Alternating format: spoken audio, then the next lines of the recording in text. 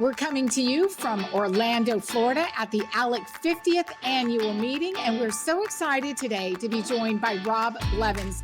He is one of the winners of the YASS Prize. First of all, what is the YASS Prize, Rob? And thank you for being here. And then tell us what you've done that's so transformative. So the YASS Prize it can be equated to like a Nobel Peace Prize or a Pulitzer Prize of some kind, but in the field of education specifically. So it comes with $1 million if you're the winner, but the YASS family, Jeff and Janine YASS, donate about $20 million a year to exceptional education.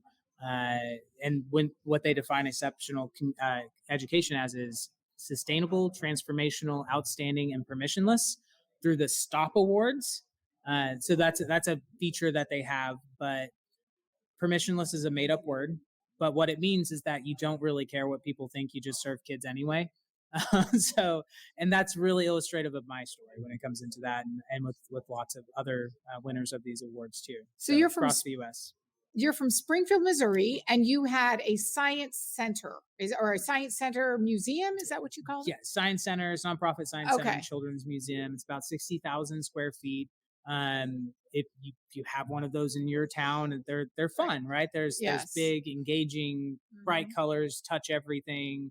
That's the idea. And then of course during COVID, we were like, don't touch anything. So it was an interesting time.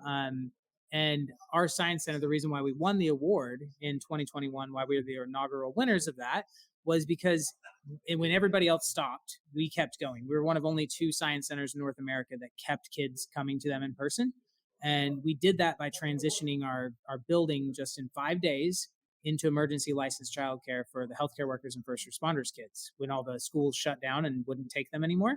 In fact, everybody was terrified of the ICU nurses' kids, like as the vector of contagion, right? Those were the kids that were coming to us. Those frontline workers that were in the midst of all of that. We were taking their kids for them so that they could go work in their very important job. So how did you police, do that? Firefighters, all those. Within 5 days. Tell me what that looked like. Well, I have an incredible team. You can only do things like that with incredible people. People are the secret sauce in every single organization. Whether you want to admit it or not, they're your most valuable asset. And so I used the people I had, and we had a really good system that we had started working on, open project management. Agile, Scrum, traditionally you see those things in manufacturing or software design companies often use Agile and Scrum. But essentially what you do is you track the progress of projects, you report on them daily through stand-ups where you tell people what you've done, what you're going to do, and what's stopping you from doing what you're supposed to do. And so we turned that button on and said, like, we're going to be fully open with this. Here's the list of stuff we have to get done in 5 days in order to be caring for kids. And each person was assigned different tasks to complete, and they had, they were broken down into even smaller tasks and bites that people could accomplish. And at least 3 times a day, we held a stand-up where people said, here's what I got done since the last time we met. Here's what I'm going to get done before we meet again. And I need help moving this big, heavy 2,000-pound exhibit so that we can put the tables up and get ready for the students or whatever it was. And someone would be like, I'll help you with that right after this meeting. So nobody had to sit around waiting for somebody else to do their job because we were all helping each other be unstuck so that they could do it. So it was maddening, really, honestly. But so having raised 2 children and attending many, many children's museums and museum center or science centers like that, they're the best. Like my kids loved them. I loved them. To me, that sounds like the most amazing environment for a childcare or a school learning center because it's so hands-on. I mean, describe to me what was going on during those days and months there. Well, the kids, we often forget about, we all have our own experiences of living through COVID or whatever and have our own thoughts about it. But the kids were the ones that really suffered the most. Absolutely. And it happened immediately because their lives were turned upside down when they weren't allowed to go back to school. Right. It was traumatic. And so we dealt with a lot of fight or flight.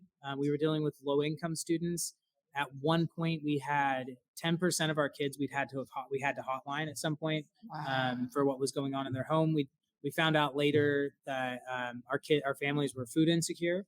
So 25 of a quarter of the kids we were serving didn't have food at home. So we got to bring food home. We were feeding them while they were there, and then we sent food home in backpacks, and then got Oh my boxes on the weekends gosh. of food for these families. Amazing. Um, but so they came in, and they came in scared, Yeah. but Yeah. they eventually started feeling comfortable and safe, and it is a happy place. Oh yeah. They're going to look back on the pandemic, these kids, and they're going to be like, oh, it was fun. I got to go to the Discovery Center. There was one kid, one story illustrates this perfectly. He came in, and his nickname, don't tell him this, nobody tell him this, was Grumpy Face Kid.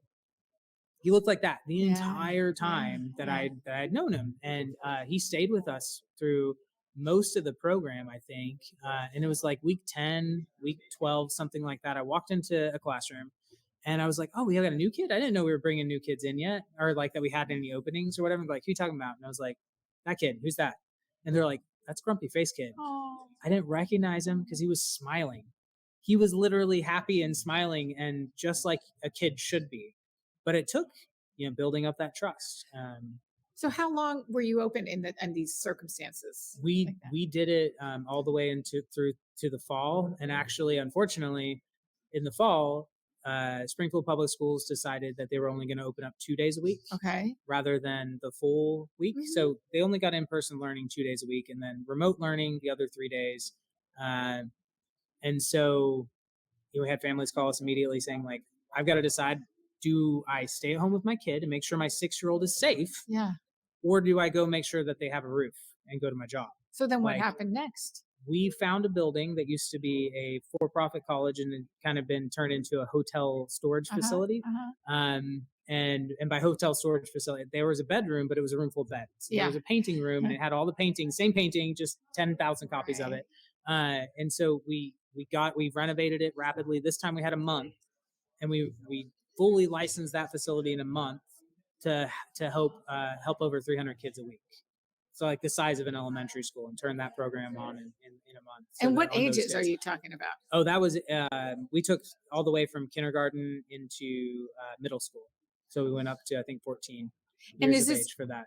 was this an all day uh We like classroom or we more of a childcare setting? we called it learning support care. So that was the Okay. term that I Okay. I coined like for it, to it. kind of, because we didn't hire teachers, we hired basically tutors and Okay. classroom supervisors, because they Gotcha. had their online learning, That's right. which wasn't great, but Right. that's what So it we was a could stand super up. hybrid. They Uh-huh. were bringing in their Zoom classrooms Into our building, into your building. into our artificial classroom that they Yeah. easily could have had at their school building.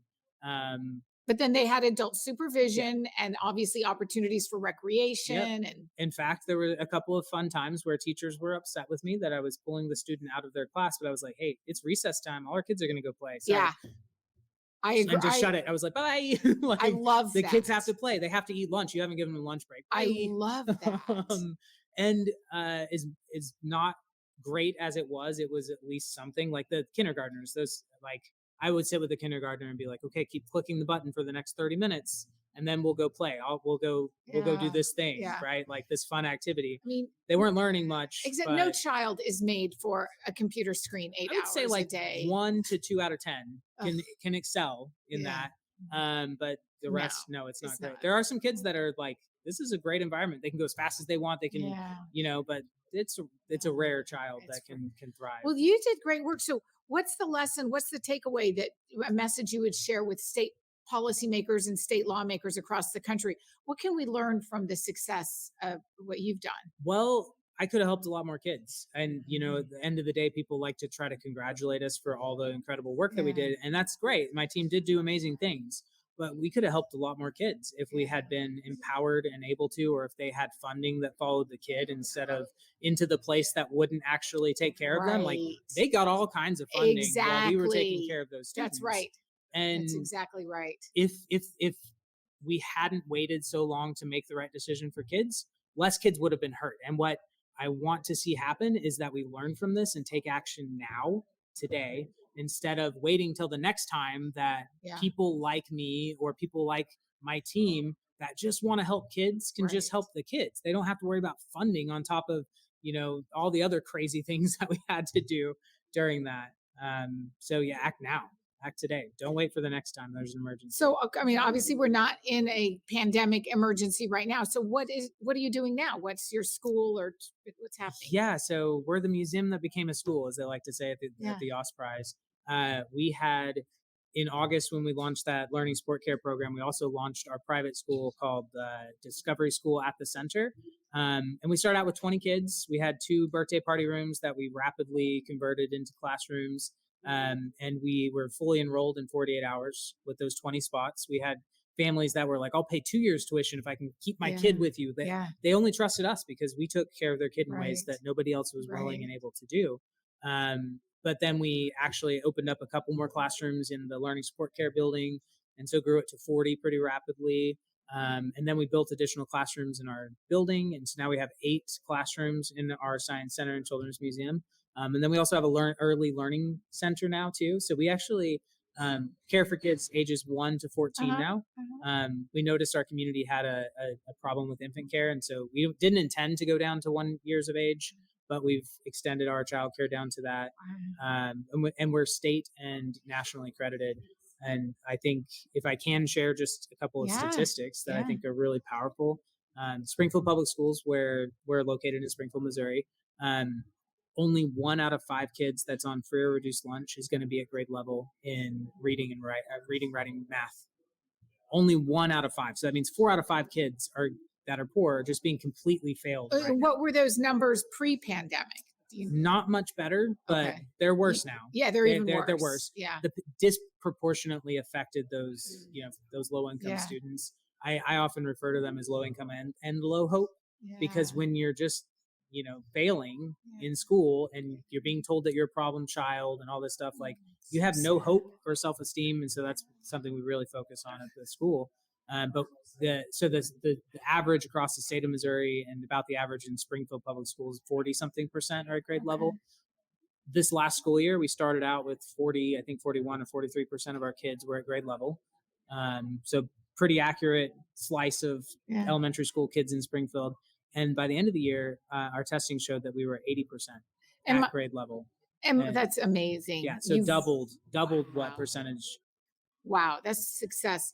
My last question is does the state of Missouri have legislation, or is the law written so that the funding follows the student, or no? So parents are having to pay out of pocket. I have a student who has autism and was being bullied, and the mother got a loan to come to my school. What? Because the mother had to take out a loan. She took out a personal loan. Oh my gosh, that's outrageous. So you need that backpack funding thing where the money follows the child. Those kids need it. You need it in Missouri so badly. Yeah, right. Parents should be able to send their child. Well, that's if you whatever is the best school for them. That's if you think parents know what's best for their kids. But I do. I think I do too. I do. I think it's silly to think that exactly anybody else knows better than. So that's the next step in Missouri is to get that education savings account, or there have been a couple of positive changes recently. They're incremental. I'm not really much of an incremental type of person. I think that if you see something as glaringly dangerous to our future as a country, that we should be doing something about it today, rather than wait. Rob Blevins, thank you for what you're doing, and I wish that your program could be sort of brought across the country to communities and cities around the nation, because there's so much need. They're out there. If you go to yassprize.org, which is the award that we won, if you look at that, you can see the educators in your state that are doing this permissionless education that we do. That's outstanding and is getting better results than anyone else with less funding or no funding.